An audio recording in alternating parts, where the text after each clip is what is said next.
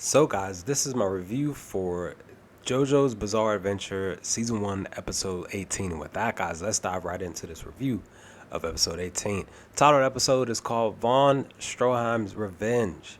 And I didn't even pay attention to the title because it's specifically pertaining to something that happens basically towards the end of the episode.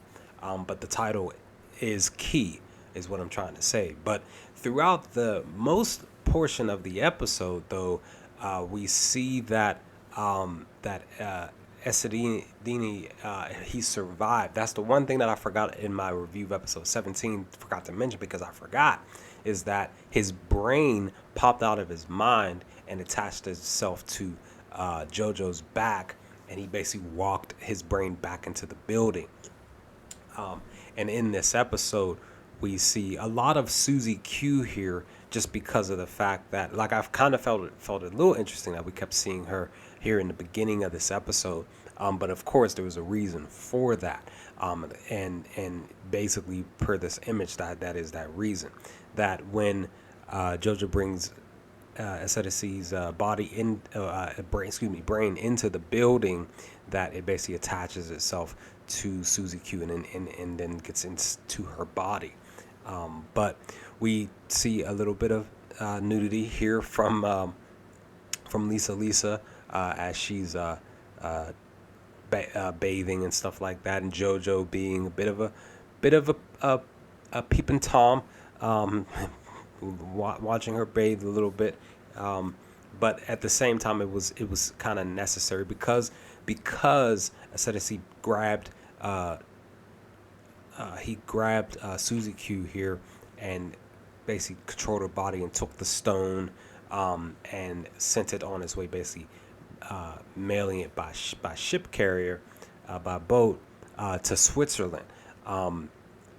And we see that he is using her body to basically like try to force them to attack either one of them to attack Suzy Q. He basically telling them that I'm controlling her body. You can't, there's nothing that you can do about it except for the only way that you can get rid of me is if you kill her, because if her body can't survive the Hamen attacks, because basically the electricity and stuff will kill her instantly.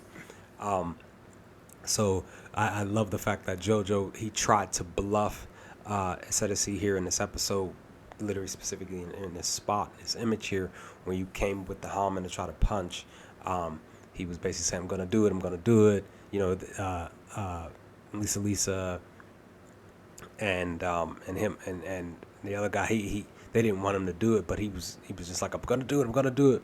But he couldn't do it. He just couldn't do it. And then that's when he uses Suzy Q to try to do something else. And then that's when literally JoJo and I can't remember his name off the top of my head at the moment, but him as part of they basically remember back in episode 16 of them climbing up the oily spot, and they were like, well, yeah, if we use negative Hamen and positive Hamen to attack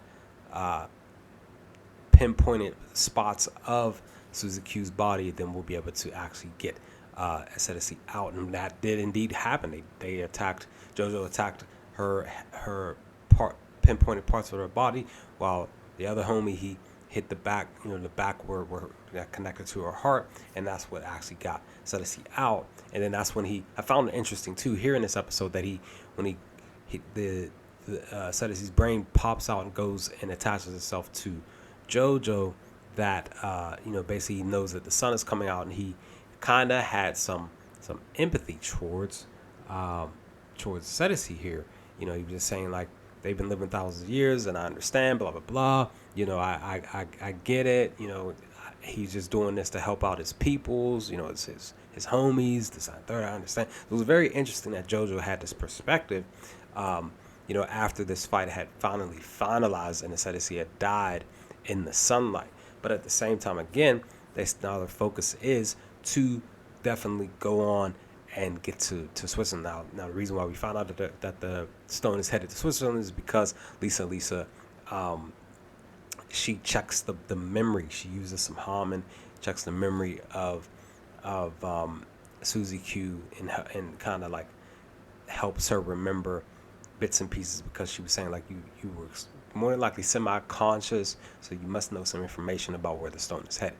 And of course we see that's the case, and she's whispering and saying Switzerland, Saint Moritz is the actual place. So then they make the decision to head to Switzerland. Once they get there, they arrive where there's a train, and they're like an hour away from the actual spot where it needs to be. But then that's when these German cats show up, and specifically this one dude's talking to JoJo. And I forgot to mention that Cars is in this episode too. He actually saves a dog from getting hurt because these guys were driving and they were drinking wine or whatever, and he cuts the car, and the guy who was driving, he cuts the parts of his hands, and he's just like his hands are still stuck to the wheels, but he didn't notice that. But Cars is here, but these Germans pop up. The one main guy, he specifically talks to JoJo. He says, we don't act like you don't know me, this, that, and the third. And I'm sitting there trying to figure out who this dude is. But, they get the stone. They're like, we've been following you since this, that, and the third. They've basically been following them way back at the beginning, watching them in their training and watching them fight Asetici and stuff like that. We know about this information, this, that, and the third. I'm like, who is this dude? And then we get to this cabin, and then we see that Cars is there, and he checks the heat of the entire place, and he counts 5 bodies, and he uses this part of his arm that pops out. This weapon basically comes out of his arm, and he slices through the entire building with that in one swift, smooth attack. He kills everybody in the room except for this one specific person who was talking to JoJo when they arrived, and he was saying like I knew that you were coming, this, that, and the third. I knew that you were coming for the stone, and you just now found out about the Asetici, your partner, blah blah blah. He's like, who is this? Why can't I feel your heat? And I'm sitting there thinking like, well, hold on, is this Dio? And then JoJo pops in, and then Cars attacks the German guy, and when he does that, he blocks it, and the glove that he was wearing, it evaporates or whatever, and it's a metal hand, and he even was able to slice the hat that he was wearing because it was covering part of his face. Couldn't really see who it was.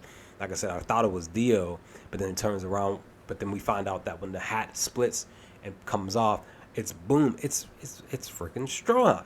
Like, oh man, he's here. He's alive. He had part of his. I think he has a robotic eye or something like that. Plus his hand is robotic. So it's like, dude, like your boy got an upgrade, son. He has an upgrade. So very fun episode, interesting episode. I definitely didn't like the fact that Suzy Q was taken over by Asetici. Plus the fact that he had her physically harm herself just sucked. But all in all, I'm just glad that they got through it. They were able to save Suzy Q. But now Stroheim's here. So what is going to happen with this stone? More than likely he's going to fight Cars to come in episode 19 when I sit down and watch it the first time. But yeah, guys, really good episode. I enjoyed it. But what did you all think of season 1, episode 18? Leave some comments in the comment section below. Let's talk about some things. Let me know your thoughts. But hopefully I will talk to you all next time with my review of season 1, episode 19 to come. Peace, guys.